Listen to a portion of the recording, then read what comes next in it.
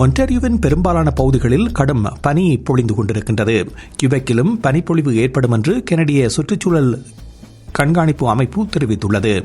தெற்கில் உள்ள சாத்தம் பகுதியை வீதிகள் மோன்ட்ரியல் வரை 10 முதல் 25 சென்டிமீட்டர் வரை பனி பொழிவதாக தெரிவிக்கப்படுகின்றது. ஹீரோன் ஏரியில் வருகின்ற திடீர் பனிப்புயல்கள் சானியா முதல் ஸ்ட்ராத்ரோட் வரையிலான பகுதிகளில் 20 சென்டிமீட்டர் பனிப்பொழிவை ஏற்படுத்தியுள்ளது.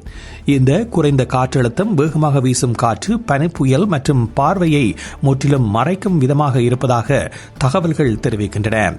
போக்குவரத்திலும் தடங்கல்கள் ஏற்படுவதாக தெரிவிக்கப்பட்டுள்ளது.